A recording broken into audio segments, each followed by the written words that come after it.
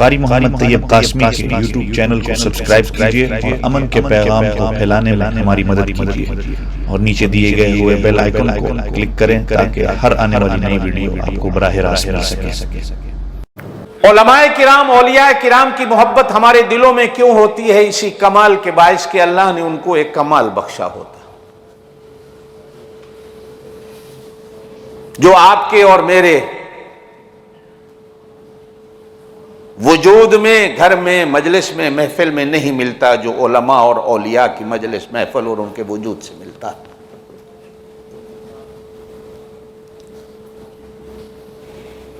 کہتے ہیں کہ یا انسان کسی سے محبت کرتا ہے اس کے حسن و جمال کی وجہ سے،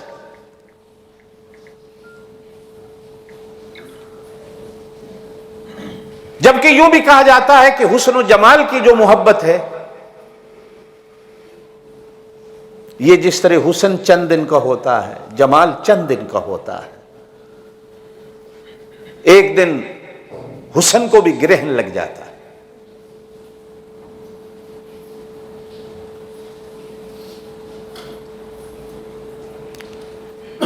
ایک عمر کی حد کراس کرتا ہے انسان تو حسن و جمال اس کا ماند پڑ جاتا۔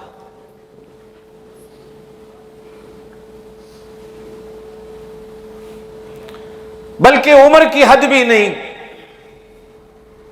4 دن کھانا پینا نہ ملے تو انسان کو تو بھی حسن مان پڑ جاتا۔ کھانا پینا بھی نہ ملے، اللہ پاک کی طرف سے کوئی پریشانی آ جائے تو بھی حسن و جمال مان پڑ جاتا۔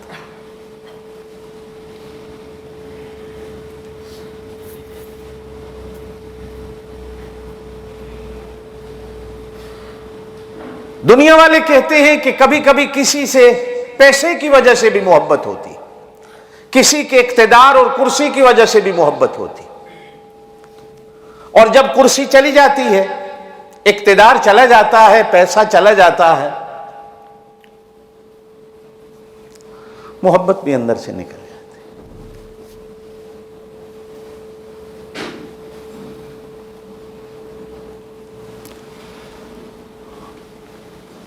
کبھی کبھی سیانے یوں بھی کہتی ہیں کہ خونی رشتے کے باعث بھی انسان دوسرے سے محبت کرتا ہے، لیکن میرا خیال ہے وہ آپ بھی تائید کریں گے کہ اس دور میں کوئی 200-400 میں سے آدمی اگر خونی رشتے کے باعث ایک دوسرے سے محبت کر رہے ہیں تو وہ غنیمت ہے، ورنہ عام طور پر مشہور ہے کہ خون کا رنگ لال ہوتا ہے۔ آج دیکھنے میں آ رہا ہے کہ خونی رشتے میں جو خون کا رشتہ ہے اس کا رنگ سفید ہو گیا۔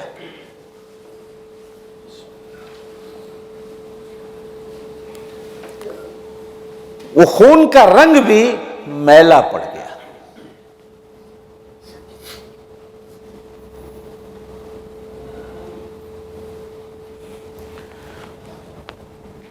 پہلے ہم بھی سنتے تھے کہ رنگ و نسل کے باعث، قوم اور ملک کے باعث، زبان کی مماثلت کے باعث انسان ایک دوسرے سے محبت کرتا ہے۔ جب سرحدیں کراس ہو جاتی ہیں تو محبتیں ختم ہو جاتی ہیں۔ نہیں میرے دوستو، آج ایک گاؤں میں رہنے والا، ایک چھت کے نیچے رہنے والا، ایک مسجد میں کندھے سے کندھا ملا کر نماز پڑھنے والا، پیر سے پیر ملا کر نماز پڑھنے والا، ایک ہی پیر کے 2 مرید، ایک ہی استاد کے 2 شاگرد،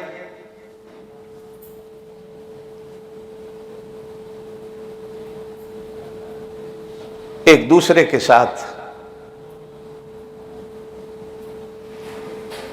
وہ محبت جو ہمیں اللہ اور اس کا رسول کہتا ہے وہ کرتے ہوئے نظر نہیں آتے۔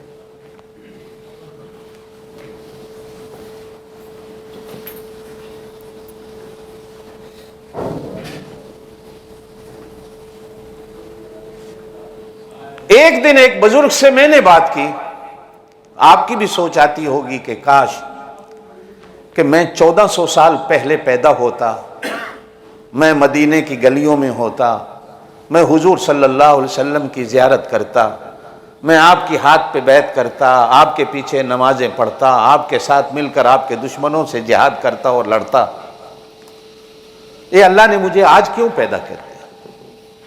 اس زمانے میں ہوتا۔ تو بزرگوں نے کہا کہ اللہ جانتے تھے اس زمانے میں کس کو پیدا کرنا۔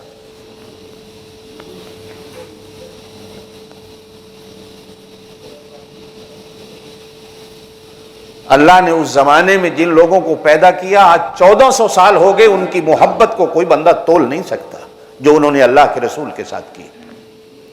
جیسے جیسے ہوائیں بدلتی چلی گئیں، دن اور رات بدلتے چلے گئے، سورج اور چاند کا نکلنا بدلتا چلا گیا، مہینے اور سال بدلتے چلے گئے، محبتیں، بلکہ ہو سکتا ہے کہ اس زمانے میں آپ اور میں پیدا ہوتے تو ہم ابو جہل کے ساتھ کھڑے ہو کر نبی کو پتھر مارنے والے ہوتے۔ شکر کرو کہ اس دور میں پیدا کر کے اللہ نے کہیں نہ کہیں ان کا نام لینے کی تمہیں توفیق تو دے دی، ورنہ جو اس زمانے میں لوگ تھے،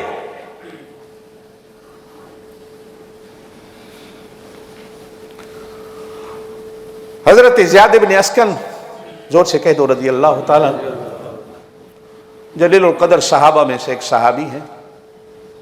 جنگ احد میں آپ صلی اللہ علیہ وسلم کا ڈیفنس کرتے ہوئے ان کی آنکھوں میں دشمن کا ایک تیر آ کے لگا۔ یہ آنکھ کیما کیما ہو گئی۔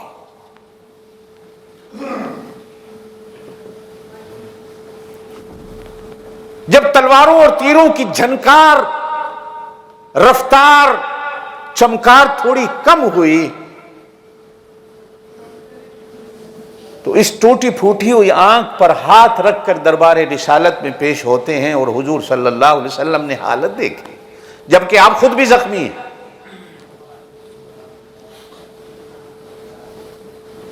تو آپ مسکرا کر کہتے ہیں، زیاد یہ کیا ہوا؟ عرض کہ اللہ کے رسول کیما ہو گیا۔ ارشاد فرمایا، کیا چاہتے ہو؟ آنکھ چاہتے ہو یا جنت چاہتے ہو؟ یہ اس زمانے کا آدمی تھا، کہنے لگا مجھے دونوں چاہیے۔ جنت تو ہوگی ہوگی، اس میں تو کوئی شک ہی نہیں، پر ایک بات کہہ دوں، میں اپنی بیوی سے بڑا پیار کرتا ہوں، اگر اس حالت میں چلا گیا تو میری بیوی کیا سمجھے گی؟ اندھا کانا آ گیا ہے۔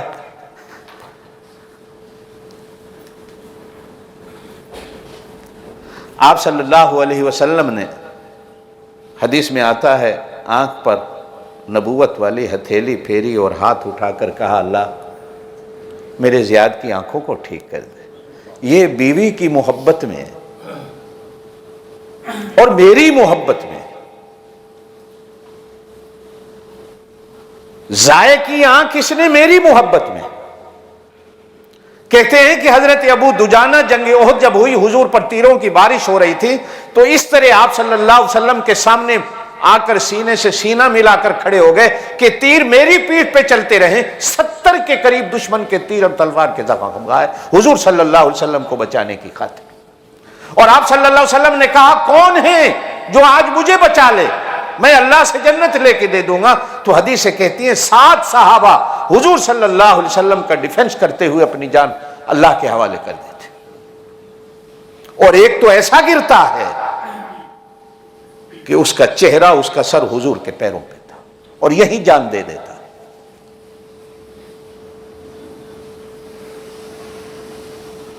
آپ اور میں پتہ نہیں یہ چیزیں کر سکتے نہ کر سکتے۔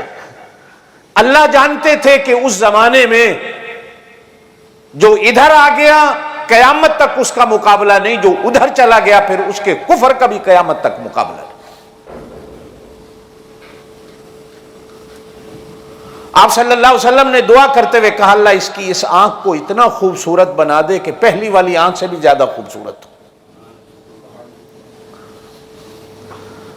خود فرماتے ہیں، موت تک جتنی میری خوبصورت یہ آنکھ رہی، کسی کی مدینے میں اتنی خوبصورت آنکھ نہیں۔